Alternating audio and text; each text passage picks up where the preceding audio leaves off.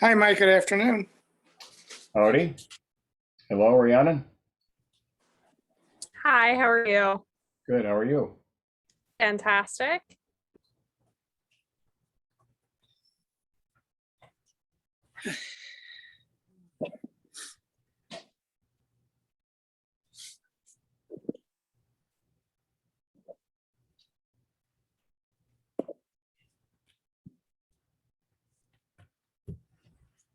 Guess we're just waiting for a couple more folks to join. See, Kendra just joined. We do have a new person that is going to be joining us shortly as well. I added him to the list for roll call. He was interested in participating with the committee, and that's Josh Mansfield. So Yes, I am here. Welcome there you go. aboard, Meet you all. Josh. It says Hey. Tom Gale. Yeah, I'm signed into one of my clients' Zoom accounts at the moment. I apologize. Okay. Just didn't sign out. Nice to meet everyone. Nice to see Welcome you. aboard. Yeah, thank you.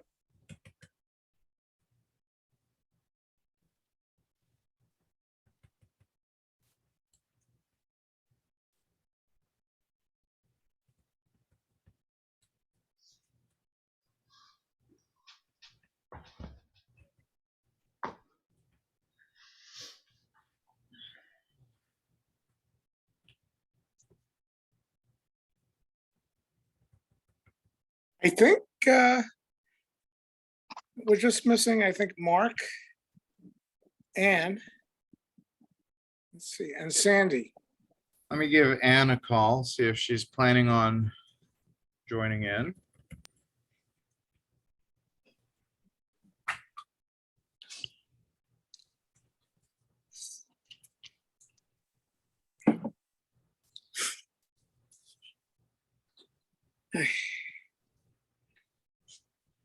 Ran this Roy.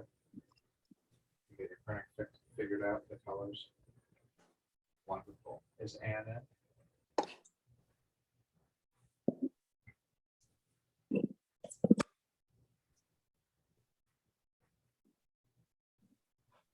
Hello. We've got our main connectivity authority meeting on right now. All right.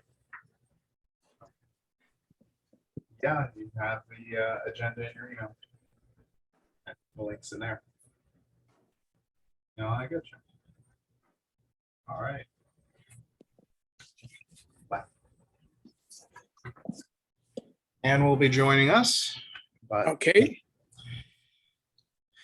in any case, we have some guests today. So who do we have here?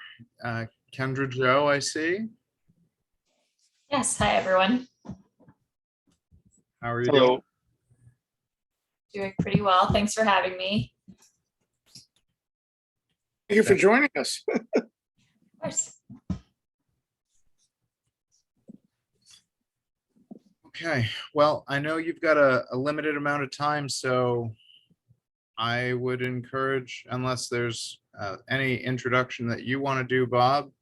Well, Since Kendra, this is the Scudic Peninsula Broadband Committee, with which, excuse me, just short of breath, which Roy and myself are the co-chairs for bringing high-speed internet to the town of Gouldsboro and Winter Harbor, Maine.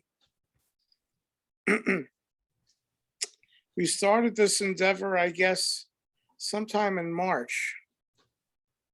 What we were able to do so far is to go out with surveys to each respective town as to, number one, do they have broadband? Number two, do they want broadband? You know, the uses and purposes of it for them. Both towns are unique in the sense that Gouldsboro has extremely limited broadband, and that encompasses all the towns which make up Gouldsboro. Winter Harbor, by and large, has an incumbent ISP, Spectrum, which has about 70% of the town wired. And like I said, we have gone out with surveys to each respective town to determine the needs and uses of high-speed broadband. And right now, results are coming in. So that's pretty much where we are up to. Now, I attended a conference call, I guess you had about a week and a half ago, regarding Maine Connectivity Authority. And what you folks are able to do, and really what we're interested in is that once we determine the need that results from the survey, we compile that, I think we might be up to the point of where, do we want to do a homegrown solution? Do we want to go to a carrier or somebody like that? And plus, the most important thing is financing. Roy, if you want to add in, please. No, I think that's a pretty good snapshot of where we are. The surveys, there's a couple different surveys that we're pulling information from. The Gouldsboro and Winter Harbor comprehensive plans, those are both out and filtering back in. Gouldsboro has sent out a survey on our behalf now that's a little bit more comprehensive in the scope of the questions asked. And since you're here now, I actually have the list for Winter Harbor, so we can work on sending out that same survey to Winter Harbor. But yeah, that's basically where we're at. And I think, we definitely are interested in seeing, what the options and steps are that are available to us to move forward once we have that survey data compiled. That's wonderful to hear that you have a survey. And I don't want to get this wrong, but I believe that you're going to get, or you have, a connectivity booster. Yes. That's me. Hello. Great. Yeah, I just heard that announcement at the last community of practice meeting. So I wanted to just double check that I had that right. Yeah, I mean, right where you are is pretty good. It's great to see a regional effort between two communities. I did just want to clarify one question I had. Do your communities share a school system or have a history of sharing kind of any infrastructure or thing that changes money, right? Like it's waste treatment facility, transfer station, anything like that? So I would just say that Winter Harbor and Gouldsboro have an interesting and nuanced history of collaboration. They have been part of the same school district for high school since the 50s. They have been part of the same school district for grade school since about 2008 or around there when they consolidated. There are some other efforts to collaborate that have not been successful, though they have fire departments and police departments that work very closely with each other. Yeah, it's just good to understand that kind of history. I think I got a glimpse of your history when I had previously talked to Sandy, maybe about 6 months ago. But it's sometimes good to know that, especially when you're looking at regional network infrastructure. So for communities that are looking to partner together that have never had a history of coming to the table around decision-making, financing, things like that, it can be that can just be a bump in the road along the way. But surveying is a really great step to just understand, what you have. Are people interested in having something different, something better? And, even how do they use it? Who are we talking about?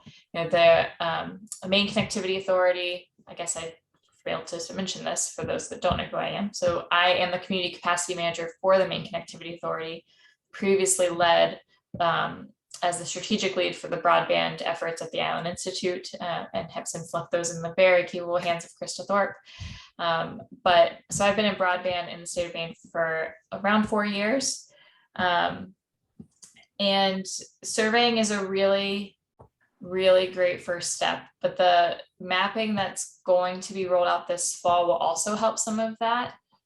We definitely have communities, they know their roads and their infrastructure better than anyone ever could. So, we are opening our broadband intelligence platform hopefully in the next couple of months, there will be an opportunity to challenge the data that's there. And then the FCC is rolling out new mapping and data, because we know that the FCC data that we've previously been using has been pretty inaccurate. It's all provider based, but this time around the FCC is opening the challenge up to providers and communities and states. The state has been collecting its own data along the way as well with the speed testing. It's always a great opportunity for communities to engage and encourage those to take speed tests. And we could always get into the weeds on, is the speed test reliable? Is it, really giving the true level of service that's coming to the house, not just in the house, but it really gives us an idea of what the user is experiencing. It adds that personal element. So regardless of what's coming to the house, really it's about what's being experienced inside that home. We don't ask people, how many toasters and microwaves and things you have hooked up to your electricity. We just say you need more and you get more. So we try not to be asking, well, how many tablets do you have and laptops, and are you running is someone watching a streaming service on a TV while you're trying to have a Zoom call? So I think we're trying to get away from questions like that. It does kind of give you an insight into how much it has changed over the last few years to be a user in your home. But at the same time, we shouldn't be limiting internet service based on how you want to experience or how often you want to experience it. So there is that broadband intelligence platform that's going to be rolling out. It'll be using just various degrees of data. So I would encourage you to have someone from your group or more than one person as we have workshops around using that system and understanding what that data really means, to join those workshops and really kind of get in there and just understand what you're seeing, especially when it's broken down by our definitions, right? So the state of Maine has different broadband, unserved, underserved definitions than the federal government. So it'll be good for you to understand, what we are meaning and looking for when we say unserved, the most extreme unserved, which is that less than 25/3, underserved being less than 50/10, and then our broadband definition being 100/100 symmetrical. So there's definitely that. I would also just encourage you, if you haven't looked at the Allen Institute's community-driven broadband process, it's a good kind of just roadmap. It's not completely encompassing of everything that you should be doing, but it does give you kind of a good idea of where you could be starting and some of the things that you can be doing concurrently. So you don't have to do the survey and get it completely wrapped up and then move on to the next thing. While you're doing the survey, you can be talking to incumbent providers. Always encourage communities to talk to incumbent providers first, not only to build the relationship, but to understand, what is there, what are they doing in your area or have plans to do in your area, and what their business model is at this time. So over the last 2 years, we've definitely seen a change in business models by providers, even national providers like Consolidated Communications.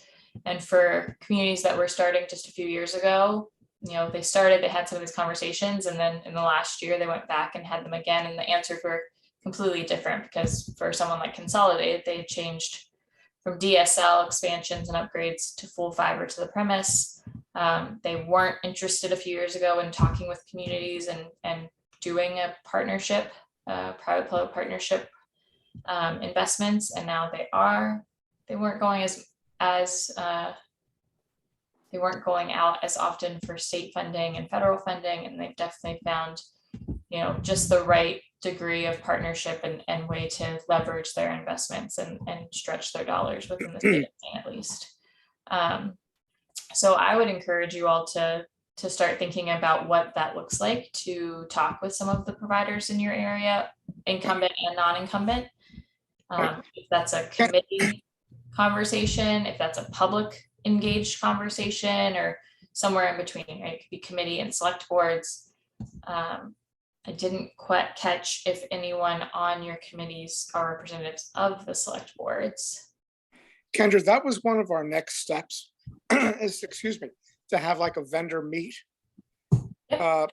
An issue perhaps maybe an RFI, request for information, Mhm. from the various ISP providers. So I mean, I guess we're on track for that then. Yeah, absolutely. It's a great first step to just have a really clear understanding of what's here, what's available to you. Because especially with the grant funding that's rolling out in October, there are a lot of communities that have no idea that maybe an incumbent provider has them in mind on a work plan for Reach Me funding, right? Filling in those last mile gaps that have kind of continuously been left behind. Mhm. I would see that more for Winter Harbor, but then again, given the provider that's in the area, I'm not quite sure how Spectrum is going to approach state funding this year, just given how they have in the past. But Can you educate us as to you mentioned grants rolling out in October. Can you say a little bit more about that? yeah, so we have received capital projects. Well, we received the announcement for capital projects funding, and then we already have the ARPA funds through the state, through the main jobs and recovery program. So this October, we are going to be rolling out at least three grant programs. So the ones that I encourage communities to look at are the Connect the Ready. So it's kind of our traditional as we can be, but traditional grant funding. So it's a private-public partnership between community and provider, and this can be either the provider submitting the application or the community, right? So it's not specific to what kind of ownership. This is a pathway for municipally owned projects, provider-owned projects, or even a kind of a mix of the two. We see this with Consolidated, where sometimes they propose the community owning kind of that middle mile infrastructure, and then Consolidated owns the drops, so the drops to the home. And then after 20 years of payback, the town eventually owns the entire thing. So it's a different model. They're the only provider I've ever seen with that model. But all of those opportunities are in the Connect the Ready. If you're looking at universal, equitable service community-wide, that's that pathway. We're looking at unserved areas that are really ready for that public-private partnership, unserved or underserved. There will be a match required. We are still thinking through what it looks like for communities who don't have the capacity for match. I mean, we're talking about statewide goals. There are townships, unorganized territories, and even some municipalities that just don't have the capacity for or level of match that we've been looking for in the past. So it could be something different, like community support or other qualitative investments into the project. So that's a $70 million bucket of funding that's going to be rolling out. We're still in preliminary design and hoping to have a couple of more workshops and focus groups around fleshing out the final details. So that really builds on the kind of the traditional programs that you might have seen at Connect Maine Authority. The other is, this is really less for communities and more for providers, but will need some kind of community partnership, or at least the community having an understanding of what's occurring in their town. So it's the Reach Me program, which is also Capital Projects Fund, and it's $20 million. And these are line extension incentives, and it's for the owners. So again, kind of what I mentioned for, Winter Harbor, I heard you say about 70%. So maybe there's a few roads that there's just not enough people on that road to incentivize the current incumbent provider to build out on their own. But if we were to see some sort of match from the state, we could get those last 5-10 houses connected in an area. So starting to understand what that last mile incentive might be to just finish out some of these projects instead of leaving communities 70, 80, 95% done. Just finish them out universally. The little bit of a difference with this program, because we've never done a line extension incentive like this before. But we are looking for fiber to the premise 100 over 100 megabits per second symmetrical. So for incumbents who currently don't provide that are seeking Reach Me, they are going to have to make a case for upgrading those areas to 100 over 100. If they cannot, they would fall into a kind of a second tier priority, and then they would have to at least provide 100 over 20.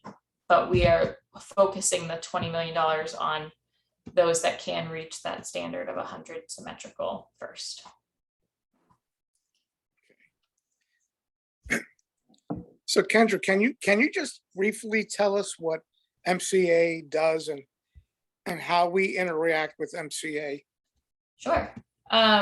So the Maine Connectivity Authority, it is the authority now for broadband in the state of Maine. So the Connect Maine Authority, that was the previous state body, has transitioned as of last week with Peggy Schaefer's retirement, transitioned fully to the Maine Connectivity Authority. We are the entity that will spend and invest all of the received earmarked broadband dollars for the state of Maine. We're new. We were stood up in statute just last year by the governor and have scaled up pretty quickly. Our president was appointed last November. We now have a team of probably about 10 plus people, with a few more positions to build out. And we also consult and have technical advisors as well with the Department of Transportation and others. But we are looking to meet the governor's goals on connecting everyone by 2024. So we're all in on moving this money out the door as quickly and practically as possible. And yeah, getting the connections that are needed while still meeting the standards set by the Connect Maine Authority, which is that 100 over 100 broadband definition.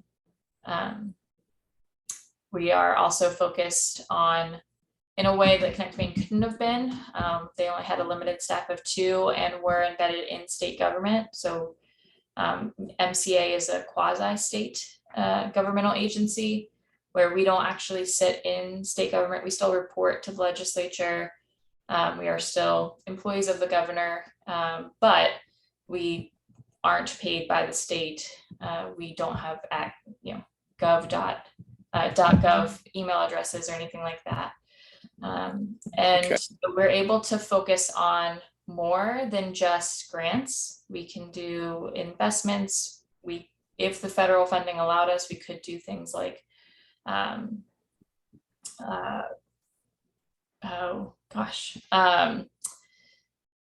I've just lost the words in my mind, but we could do loans, we could do kind of certain investments that can return dollars back into the state in a way that Connect Maine Authority could only grant. We still do planning support. We're probably looking at doing technical assistance in a different way given our team capacity. And potentially providing a lot of the technical assistance supports that community needs without necessarily giving them funding. So trying to match up smaller amounts of funding with, what if we were to give a community that high level design or feasibility study? What would it look like for our team to provide on the ground technical assistance in a way that the 2-person staff of Connect Maine cannot do? And then finally, we're able to expand quite extensively on the digital equity plans and goals of the state. So we'll have we're mandated by the federal government with some funding that's coming up to build out a statewide digital equity plan, which will be completed in the funding will be received in the next 6 months to a year. Understood. So you are the go-to authority for broadband then? Because there seems to be, there's a lot of entities, a lot of groups that are broadband, we will do this, we'll do that, but you look like you're the official agency or quasi-agency for this endeavor? Yeah, so I can actually share with you, this was recently pulled together because we've heard this before from others. It's kind of a broadband ecosystem for Maine, so you can kind of understand where organizations and partners fit. But at the state level, state funding, state planning, that's the Maine Connectivity Authority. And as the community capacity manager, you would be coming probably to me. And then if you needed data support, mapping support, questions about a grant potentially that you were applying for, I could kind of point you in the direction of which staff would be best supportive. But I'll be the one that's going out to communities, going to Greater East Grand on Monday and Isle Hill on Thursday. So I'm kind of the one that's out in communities building support. The Maine Broadband Coalition, which you might have been connected to, they're they just stood up as a nonprofit agency, but they've been around for a long time. And they really support, they're a diverse group of both private and public organizations who've had a passion for broadband. So that includes the Island Institute, Sunrise County Economic Council, GPCOG down in the greater Portland area, lots of COGs, lots of governmental agencies, and ISPs or providers. And they have been filling the community capacity needs and programming and advocacy needs for the state during a time where the state couldn't do any of those things because of the way Connect Maine Authority was set up and running. So we're still in partnership. We still work very well with NBC. And as we build out our staff and our programming, we're continuing to have conversations about how we balance each other. They'll probably be leaning in more on advocacy and support in that manner. They'll still run the connectivity boosters and the county connectors with AARP, but it will be separate from the activities of the Maine Connectivity Authority. So Kendra, the MCA is based out of Augusta? We are all remote. So because we're a quasi-state agency, we are not under the Department of Economic and Community Development like Connect Maine was. So we do have an Augusta address, but we don't have an office. Okay. CD. We're all over. I'm in Union. Some of our staff is in the Mid-Coast area. A lot of our staff is down in the Portland, Southern Maine area. And then we do have one lonely staff who is way up in Maine. Do you do a road show? We are trying. So I'm definitely getting out to communities and pulling some colleagues along. So if there was a request, I'm happy to go to a community or community meeting. And then on the next, what we're planning right now is how we can do kind of a road show across the entire state this fall, late summer, fall, and hit every county and have just not only a hi, we're the Maine Connectivity Authority, and this is, we are one entity now, this is what we do and who we are, but also launching these grant programs and really ensuring that not only broadband committees, but also municipal and local government leaders are hearing this message too, right? So select boards, county commissioners, really hearing the message around, we have money that's rolling out. It's not going to be enough to fill in the entire gap that we have in Maine. So we're still looking for those leveraging conversations when it comes to finances, community engagement, and how we kind of see this through together. We've heard a lot over the last year and a half of like, great, there's all this federal funding, so there really isn't a need from the community standpoint to engage, to be actively working on this. And that's not accurate at all. Really to look at all of our grant funding, we're still looking at community engagement in some form. Mhm. Mike Summerer. Mike, are you on? You might be muted. Yep, I'm here. Okay. Hey, Mike, I know you had a keen interest in grants. Well, this has been very helpful for me trying to figure out who these players are. It's been sort of Kendra described it as an ecosystem. it wasn't clear to me when I clicked the box that said I was interested why I was suddenly a county connector 6 months ago with one of these entities. It's just been a lot of well-meaning groups. This is my impression. A lot of well-meaning groups trying to move us forward. It's encouraging to hear you say, Kendra, that your organization is going to be the primary funding source for these grants. That clarifies a number of questions that we had. Yeah, I'm gonna throw, I can email this as well, but I'm gonna put a couple of things in the chat. So on our website, mainconnectivity.org, there is at the very top, it says all in funding. So that's gonna be our funding page. It's continually updated as we develop kind of new things around this funding. But this is, this link goes to our funding FAQ, which came from that webinar that we just had. And it's just a ton of questions that we got and a lot of answers and information. So I would, if you haven't seen it, I do think it's a good opportunity to look at that. You know, when it comes to, you know, leading partners on broadband in Maine, again, I'll try to find that ecosystem to share with you all to help you understand. There's the Connectivity Authority, and I would say, you know, even though it's not a government agency, we are really well complemented by the Maine Broadband Coalition. They're just able to do a lot of things on the advocacy side that we aren't. They put out really great blog posts if you're not signed up for their newsletters. They're starting to get back on the Let's Talk Broadband hour call on Friday, where it's just an open hour for anyone to come and ask questions. I know Anne was there on Friday, and the link went out really late, so she was one of our only attendees. So she got to listen to myself and someone from NBC talk for an hour about broadband. Fortunately or unfortunately, I'm not sure what she would say, but you know, I encourage you, if you do have questions, it's a very casual pop in, pop out, stay for the whole time. I or someone else from MCA is going to try to be there every Friday. It's ran by the coalition. Sometimes Adam Lockman's on from Senator King's office, especially when there's new funding coming out or the questions around funding. You know, so we really try, if you do ask a question that we need someone else to answer, we really try to get you connected to that person. Sometimes it's just great to connect people across the state, you know, who are at different phases of this broadband planning process. So sometimes it's just great for those early on to hear from Butler Smythe on the Blue Hill Peninsula, who's been doing broadband work there for the last probably decade, but you know, 8+ years, and it's usually a pretty good call. So I encourage you all to join that as well. And you can sign up for the Maine Broadband Coalition's mailing list, I believe, on their website, and they are mainbroadbandcoalition.org. Right.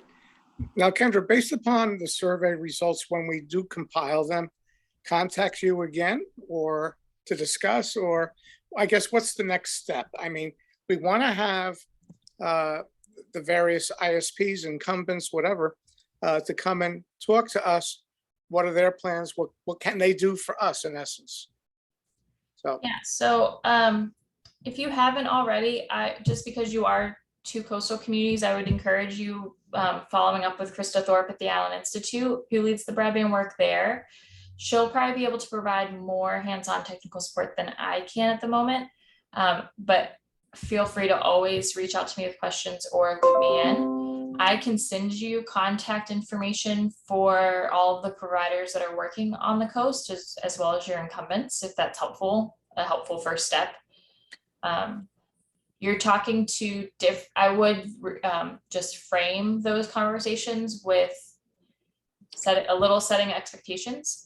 You're talking to people at different levels of those companies with each provider. So when you talk to Spectrum or Consolidated, you're speaking with a government or public relations liaison, right? They know a lot, they do these conversations all the time, they can get you the information that you need, but they are at a much different level within that company than you're talking with someone at LCI or someone at Axiom. Axiom, you're talking to the president and CEO of the company, right? So those conversations do look different. The questions that you ask, the answers that you'll hear will be from a different perspective just because of where they sit within their organization. So I just like to preface that early on. Mhm.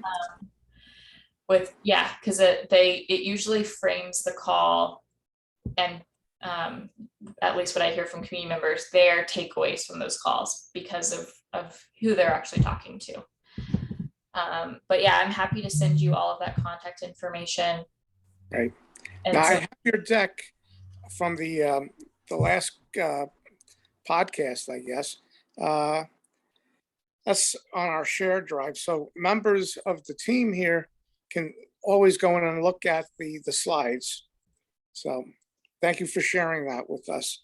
And I think as far as grants, since you're saying October, should we at least initially look at the structure of the funding?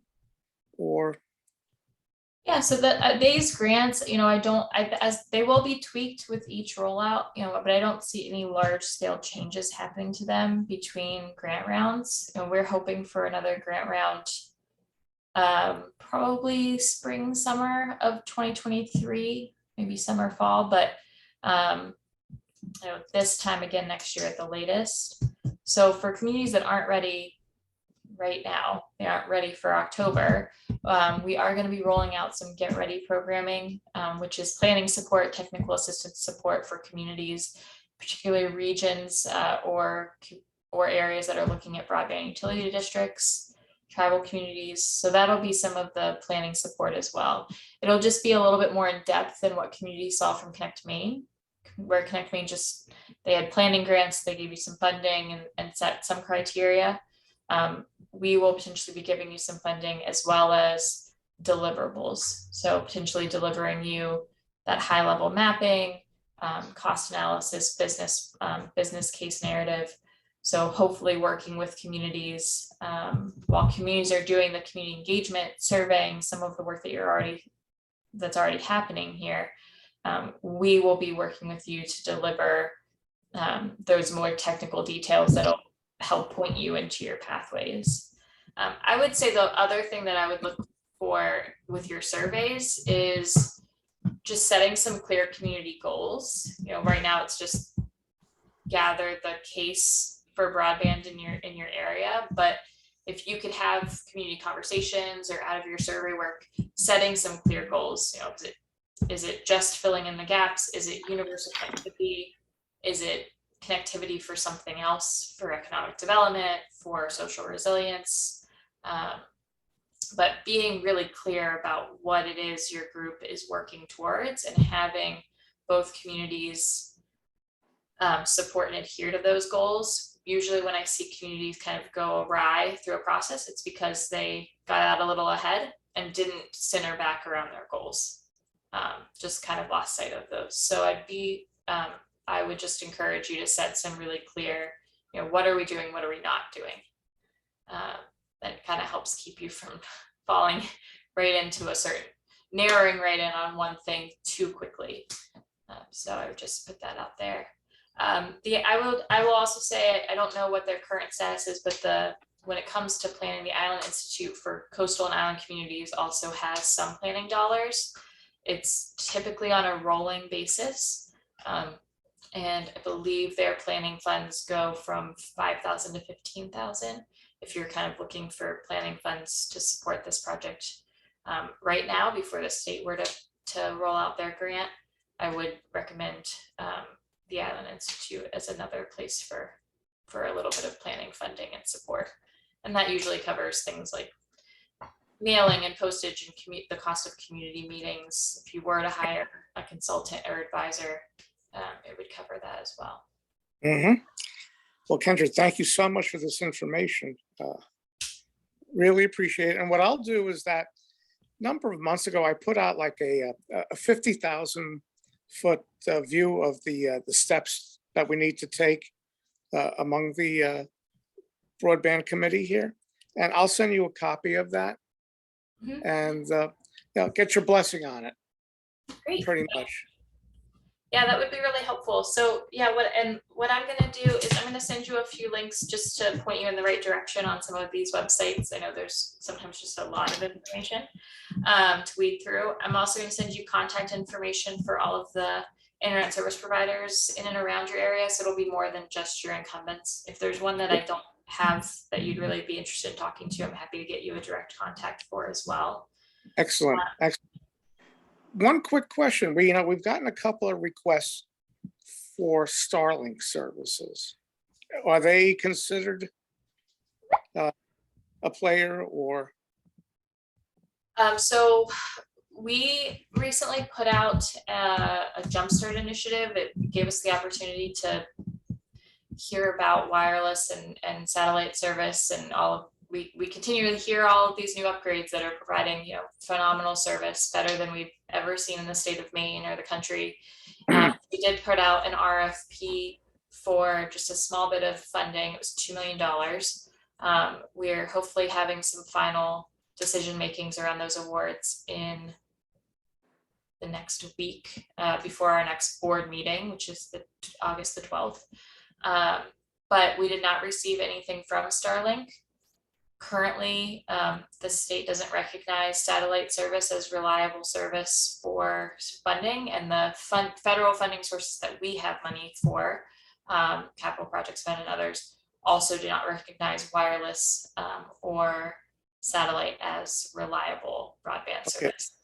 So to recap, it's just terrestrial type services only. Yes, I think in some cases we are understanding if a project design has some bit of hybrid, knowing that for islands there's a microwave system out to an island instead of putting in a whole subsea cable. In some of our most rural areas, there might be that last mile might be a little bit of wireless connectivity, but very limited. Okay. Well, thank you so much. I appreciate that. Yeah, and I can also send, if you haven't seen it, there's a really good, it's a little older, it's from last year, I think. A Starlink blog that was written for the Maine Broadband Coalition by Joe Meadows, who's in Liberty, Maine, and he's a Starlink user, but he gives a pretty good perspective as someone who kind of knows what he's talking about, but is also a user of that technology. And we had that put up when the Starlink when it was really rolling out in Maine. And a lot of interest around it. But currently, we also look at Starlink as, for some, it's affordable, and for most, it's not an affordable option at the moment. And we don't have a lot of insight that it'll become more affordable as more subscribe. We do know that there's a pretty lengthy wait list currently for those in Maine. But the cost just to get the equipment and that monthly cost of a little under $100 is pretty high for communities. Okay. Kendra, I thank you for your time. Does anybody have any other questions? Because I know you have a hard stop in about 5 minutes. Yep. Folks, any other questions? Great. Well, if you think of one, because I'm a person who thinks of one 20 minutes from now, feel free to email me at any time. My email is kgrindle@maineconnectivity.org. You can find it on the website as well.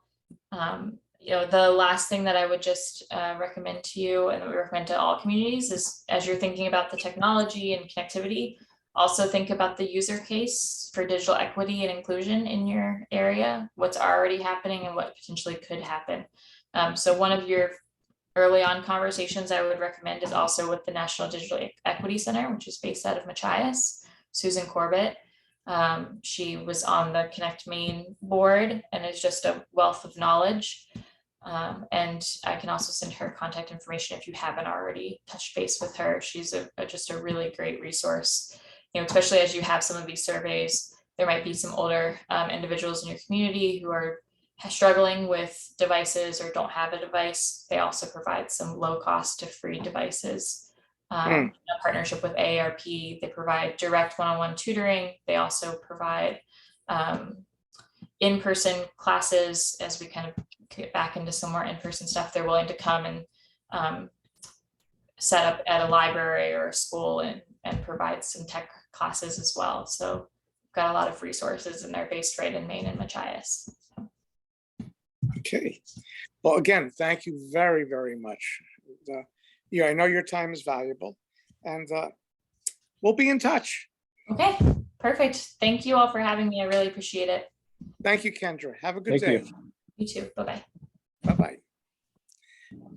Do we want to, I guess, decompress everything? Roy, I guess you got this recording? This is being recorded, yes. Wonderful, because I think I want to do a playback on it. Maybe come up to Schoodic, do a playback on it to get some, there was a lot of information, and just to write down some of the things we may have missed on it. So certainly we can look at that. Generally, I do provide the recordings pretty quickly to Mark and he uploads them. So we could always just review it online too. Sounds good. Sounds good. Yeah, I mean, if we can do it remotely, that'd be excellent. Yeah. Excellent. Yeah, I mean, I don't know if anybody have any thoughts they wanted to share about what we just heard as it pertains to our effort. Want to digest it for a little bit? Yeah, I think this was excellent. We have a really good go-to source now. And looking at who's who on it, I think we'll finally get the traction that we need. Again, once the survey is compiled, having that having the RFI with the vendors, that's the next step. Mhm. And I mean, I guess now would be a case of, once we get the surveys, is to compile a list of questions for the carriers, the incumbents, and whoever else they want to include. So as I mentioned earlier, I'm going to get that Winter Harbor mailing list over to Ann and we'll figure out sending that particular survey. Rhiannon, how have you made out with entering the manual survey data into the online survey? I know it was just a less than a week ago that we talked about this, but just curious. Pretty good so far. I have been working over at the Pickled Wrinkle, and I'm starting my days of work that I focus mostly on the broadband committee. So I'm going to be doing a lot of data entry this afternoon and tomorrow, and probably Friday as well. I think I've gotten about 10 done so far, because it's just sort of tedious making sure that, get everything that's on there and don't miss anything. But it's not the worst thing. Okay. We actually skipped this because I wanted to make sure we got as much time for Kendra as possible. We do have minutes that hopefully people, at least everybody except probably Josh, hopefully had a chance to review. Yep. It would be good if we could approve those. I'll raise my hand to approve. All right, so that's a motion to approve the minutes from Bob. I can second if nobody else is in the mood. Or I think that was a second from Ann. Yes. So we have a motion and a second to approve the minutes as written. Is there any discussion about them? Hearing none. Done. All those in favor, please raise your hand or type in the chat or say a yay. Yay. Okay. All right.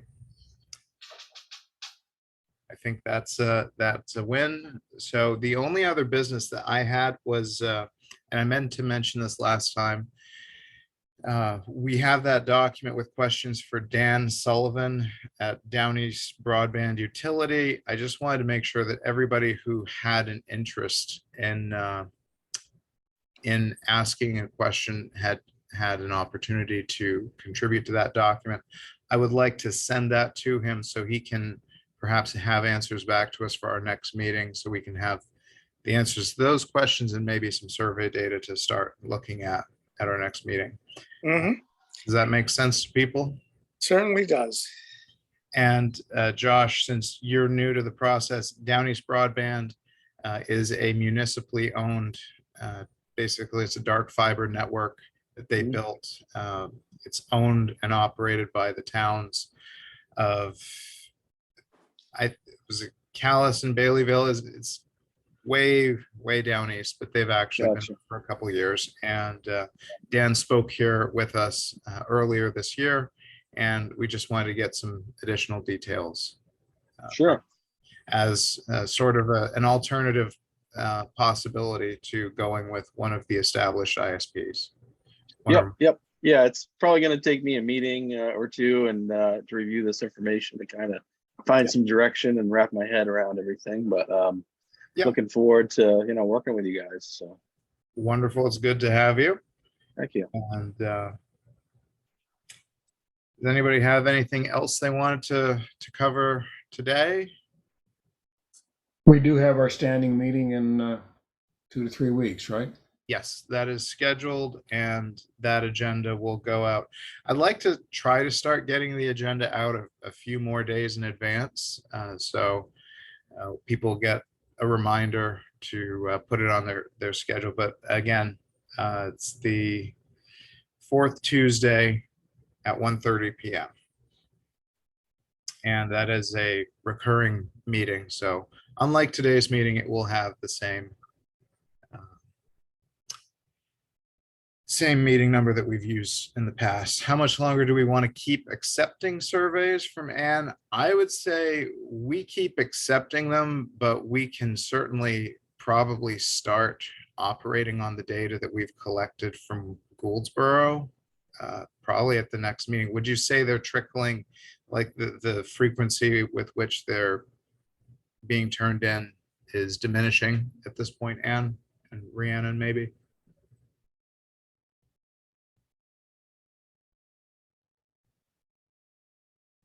I've seen less, but I don't know how many are being returned to the town office. Right. Anne says stand by, so I guess she's looking at the box. Brianna says it's slowing down. So yeah, I think probably if it continues to slow down, we can look at what we have as of the next meeting as a pretty representative set, and we can always tack more data on and just revise, but it'll give us a place to start. Great. I agree. Okay. Yep. Okay. Any other business from anybody else? No, sir. Okay. Well, then, I suggest we adjourn. Rhiannon, you get that comment from Anne asking you to collect the surveys from the town office. So, and then, yeah, I think we have a motion to adjourn. Yep. All those in favor? Hi. Thank you all. Thank you. Have a wonderful rest of your Monday. Yes, you too. You too. Take care, Roy. Thanks, everyone. Nice meeting you all. Thanks. Bye-bye. Bye now.